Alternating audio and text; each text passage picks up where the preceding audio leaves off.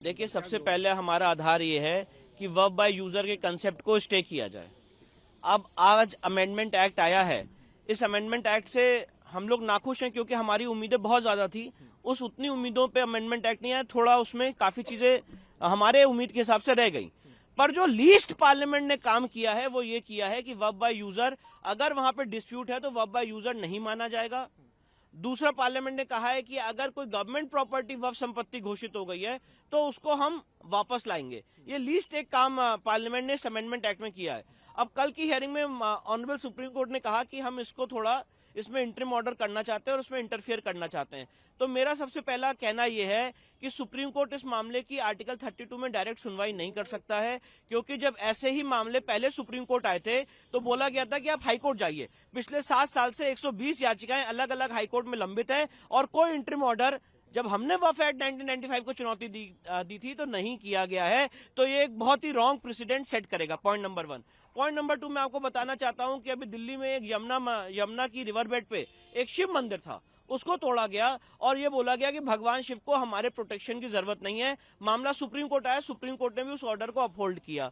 तो मैं ये बात कहना चाहता हूं कि जब मंदिर बाय यूजर नहीं हो सकता है, चर्च बाय यूजर नहीं हो सकता है, गुरुद्वारा बाय यूजर नहीं हो सकता है, तो ये वर्ब बाय यूजर कैसे हो सकता है? और वर्ब बाय यूजर के कंसेप्ट को स्टे करना चाहिए और इस कंसेप्ट के आधार पे जितनी संपत्ति गलत ढंग से ली गई है उसको वापस लाने की कार्रवाई होनी चाहिए। इंटरिम ऑर्डर ये होना चाहिए, ये बात हम कोर्ट के सामने रखेंगे।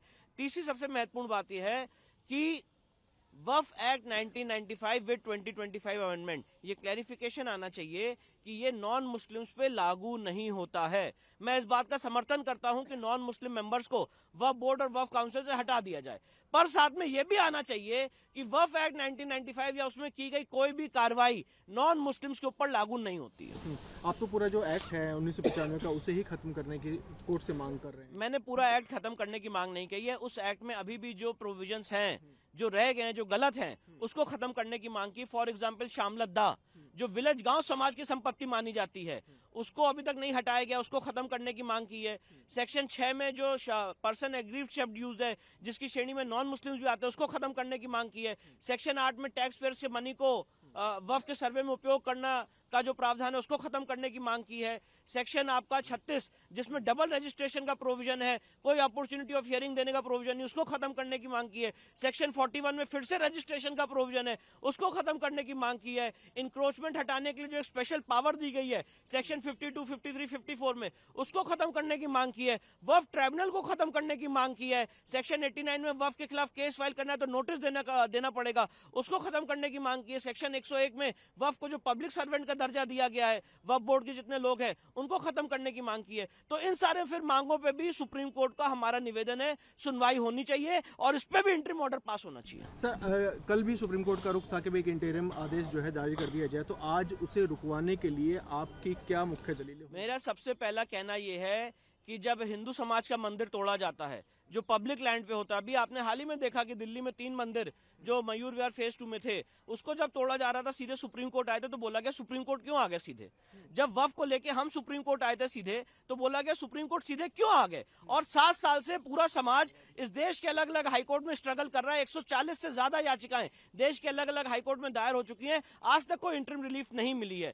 तो क्या पैमाना है, क्या मापदंड है कि एक पक्ष सुप्रीम कोर्ट आता है और उसकी सुनवाई की जाती है और इंटरिम ऑर्डर देने के लिए एक बात की जाती है, तो ये कानून, यही चीज दूसरे पक्ष के लिए भी लागू होनी चाहिए। Point number 1। पॉइंट नंबर 2, मैं आपको बताना चाहता हूं कि अभी 4 राज्यों के जो एंडोमेंट एक्ट हैं जिससे हिंदू मंदिर को टेक ओवर किया गया है, उन 4 राज्यों के एंडोमेंट एक्ट की सुनवाई पिछले 13 साल से सुप्रीम कोर्ट में चल रही थी और हाल ही में सुप्रीम कोर्ट ने फैसला दिया है, मैं ऑनरेबल जजेस का नाम नहीं लेना चाहता हूं, जिसमें सुप्रीम कोर्ट ने कहा कि सारे मैटर हाई कोर्ट में चले, हम यहां पे इसको क्यों सुने।